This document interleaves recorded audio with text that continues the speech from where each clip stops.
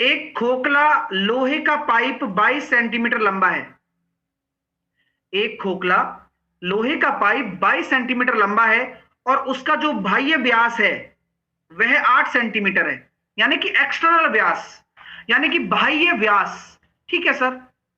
अब पाइप की मोटाई दे रखी है। अब देखो कितना प्यारा कॉन्सेप्ट है इस क्वेश्चन का और कितना शानदार क्वेश्चन है। अगर मैं इस तरह से पाइप दिखाना चाहता हूं तो दिख रही है, बढ़िया समझ में आ रही है, लग रहा है ना पाइप सा। देखिए, हम पहले भी डिस्कशन कर चुके हैं इस बारे में और आज भी हम करेंगे। अगर हमें डायमीटर दे रखा है तो बड़ी त्रिज्या कितनी हो जाएगी? बड़ी त्रिज्या तो कैपिटल आर हो जाएगा सर 4। अगर मोटाई दे रखी है तो क्या मैं कह सकता हूं सर, अगर कैपिटल आर मेरा 4 है तो छोटा आर मेरा कितना हो जाने वाला है?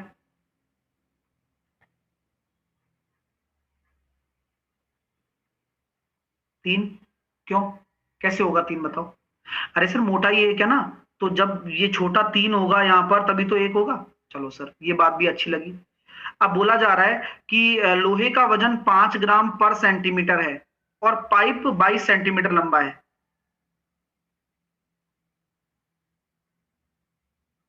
तो आप मुझे बताओ वॉल्यूम क्या होगा इसका, प्लीज एक बार कैलकुलेट करते हैं चलो साथ में मिलकर। अगर हम आयतन निकालें तभी तो हम बता पाएंगे। सर आयतन हो जाएगा पाई, खोखला बेलन है, pi R square minus R square into H. मैं सॉल्व करके दिखाता हूं पूरा। 22/7 into R plus R into R minus R. तो आर प्लस आर कितना हो जाएगा? 4 और 3 7 और आर माइनस आर हो जाएगा 1 इंटू 22। तो सर यहां से निकल कर आ रहा है आयतन 484। Very good. अब 484 अगर आयतन आ गया तो लोहे का वजन 5 ग्राम पर सेंटीमीटर है, पर सेंटीमीटर क्यूब। तो टोटल वजन कितना हो जाएगा? 484 इंटू 5। देखो क्वेश्चन कितना अच्छा है, मजा आ रहा है डियर? रेगुलर पढ़ने वालों से बात कर रहा हूं। यह एक क्वाड्रेटिक इक्वेशन है। अब आपके दो रूट्स दे रखे हैं, एक तो 2a है, अनुपात में है, तो एक मैंने मान लिया 2a और एक मैंने मान लिया 3a। तो मुझे बताओ अगर ये दो मूल हैं तो मूलों का योग क्या होता है? सब वही चीज है। जब कभी भी कोई भी क्वाड्रेटिक इक्वेशन का क्वेश्चन सॉल्व करो तो सबसे पहले यही काम करना पड़ता है, मूलों का योग। 2a प्लस 3a बराबर क्या हो जाएगा? माइनस का b बाई ए, यानी कि 5/2। तो यहां मैं कह सकता हूं कि 5a बराबर अगर 5/2 है तो a बराबर कितना हो जाएगा? 1/2। कोई दिक्कत, कोई समस्या? No problem sir. अगर मैं बात करना चाहूं c बाई ए, ये क्या होता है? मूलों का गुणनफल। ठीक है सर, तो मूलों का गुणनफल कितना आएगा बताओ जल्दी से। सर 6a स्क्वायर बराबर m/2। ए की वैल्यू पता है? यस, 1/4। तो 1/2 का स्क्वायर m/2, सॉल्व करने पर m बराबर आ गया 3। मजा आ गया? तो नामुमकिन कुछ भी नहीं। 1 की पावर 5, 2 की पावर 5, 3 की पावर 5, इस तरह से अगर 10 की पावर 5 करना हो तो इकाई का अंक क्या होगा? तो कॉन्सेप्ट बिल्कुल नीट एंड क्लीन है। सर 1 की पावर 5 में अगर 4 का डिवाइड करेंगे तो सबका रिमाइंडर 1 आएगा, ये बात तो क्लियर है।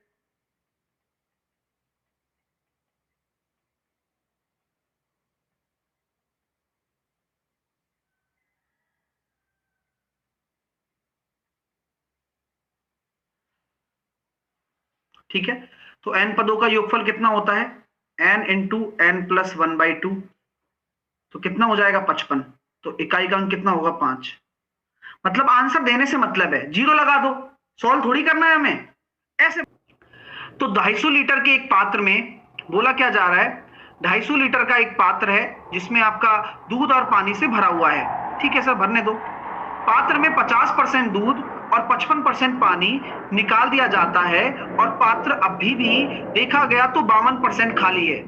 तो कॉन्सेप्ट मेरे को समझ में आ गया, ये तो सिंपल सा एलिगेशन है। कैसे सर? क्योंकि जो आप 50% निकाल रहे हो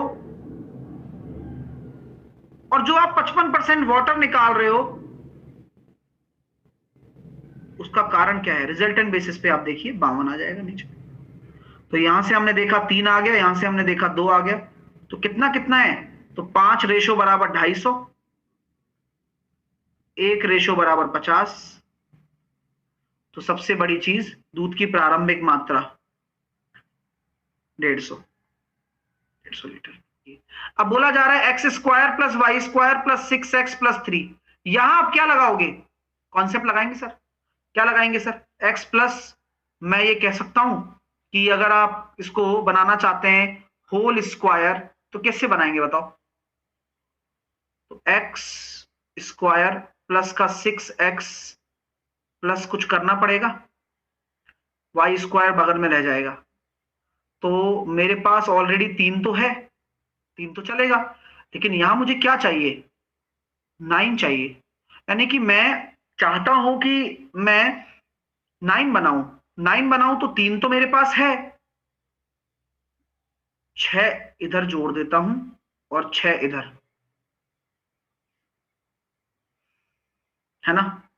गड़बड़ हो गई है इसमें, पता है, बहुत बड़ी, पॉसिबल नहीं होगा ये, इसमें यहां पर गड़बड़ ये हो गई है कि ये 9 है, हाँ, क्योंकि फिर 0 कैसे करोगे फिर, ठीक है, दिक्कत हो जाएगी ना, फिर क्वेश्चन में गड़बड़ है।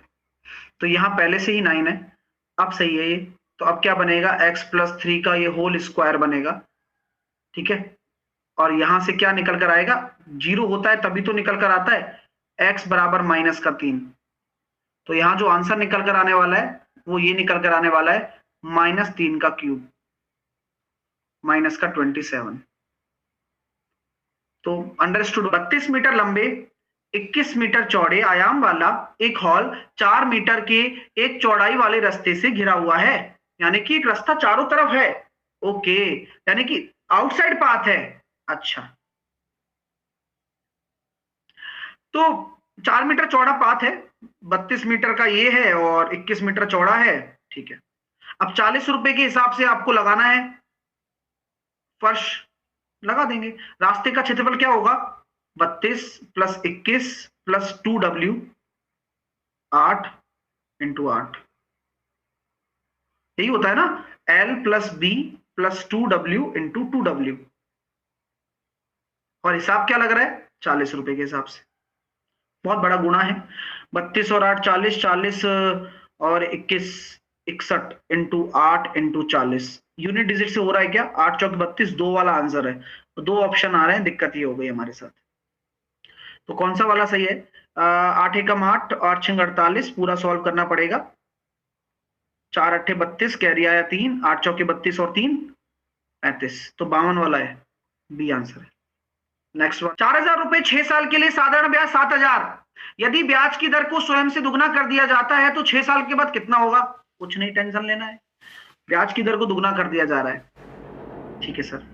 ब्याज की दर को अगर दुगना करोगे तो ब्याज भी दुगना हो जाएगा, यानी कि अभी जो कितना ब्याज आ रहा है, अभी ब्याज आ रहा है 3000, तो अब आपका ब्याज कितना आने लग जाएगा, 3000 से 6000, और आपके सामने अब 6 साल के बाद राशि कितनी हो जाएगी, 10,000। क्या बात है यार, है, इससे बेहतरीन तरीका क्या हो सकता है सर। सिंपल इंटरेस्ट का फाउंडेशन का पहली क्लास है। चलिए कैसे करना है दोबारा बताता हूं, देखो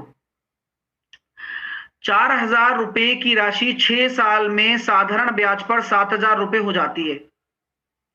अगर ब्याज की दर को डबल कर दिया, आप मुझे एक चीज बताओ, साधारण ब्याज किसके प्रपोर्शन है, बताओ किस किस के प्रपोर्शन होता है, प्रिंसिपल, रेट, टाइम अपॉन 100। मैं इनमें से किसी भी चीज को डबल कर दूं तो ब्याज पर क्या इफेक्ट पड़ेगा, इनमें से किसी भी चीज को डबल कर रहा हूं, मैंने रेट को डबल कर दिया तो ब्याज भी डबल हो जाएगा यार, सिंपल सी बात है यार, कॉमन सेंस यार, कॉमन सेंस। तो यही तो काम किया है कि 4000 रुपए तो प्रिंसिपल था, 6 साल में जहां पर कितना ब्याज आ रहा है, 3000 आ रहा है, अब कितना आएगा, अब 6000 आएगा, और प्रिंसिपल कितना है 4000, तो टोटल राशि 10,000। क्या करेंगे, x बराबर cos इनवर्स -1/2, मैंने अभी थोड़े दिन पहले लिखाया था, cos इनवर्स -1/2 क्या होता है, मतलब cos इनवर्स क्या होता है बताओ। माइनस कॉस इनवर्स होता है, या फिर कॉस सी रहता है, या फिर pi by pi minus cos inverse होता है, क्या होता है, क्या है बताओ सर। थोड़े दिन पहले ही चर्चा हुई थी इस बारे में।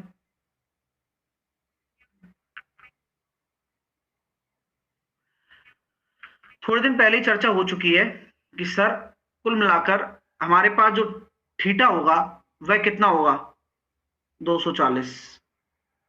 कारण पता है आपको? कारण मत पूछिएगा बस, क्योंकि यहां पर अगर माइनस दे रखा है तो यहां पर क्या होगा, यहां पर अगर माइनस दे रखा है तो यहां पर कौन से क्वाड्रेंट में जाएगा, तीसरे में जाएगा। सिंपल।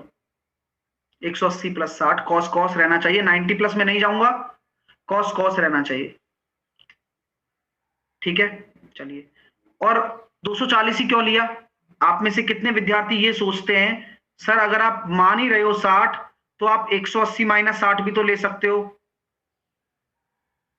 120 भी तो ले सकते हो, लेकिन 120 लेते ही पाप हो जाएगा, क्योंकि इसने रेंज दिया हुआ है कि आपका जो कोण होना चाहिए वो 180 से लेकर 270 के मध्य होना चाहिए। हर चीज पता होती है, आप गलत कहीं नहीं होते हो, बस हम पढ़ते ही नहीं। तो ये कहां होगा, थर्ड में ही मौजूद रहेगा, क्योंकि 180 प्लस थीटा केवल थर्ड में ही मुझे मिल सकता है। रेंज दे दिया उसने, तो 240 हो गया। अब 240 हो गया तो बस सॉल्व कर लो। टेन स्क्वायर 240 को क्या लिख सकता हूं, 180 प्लस 60, और 3 कॉसेक स्क्वायर 240 को क्या लिख सकता हूं, 180 प्लस 60। तो मुझे ये बताओ, टेन टेन ही रहेगा, और टेन 60 का खुद का इलाका है, नेगेटिव कोई दे सकता है क्या इसको?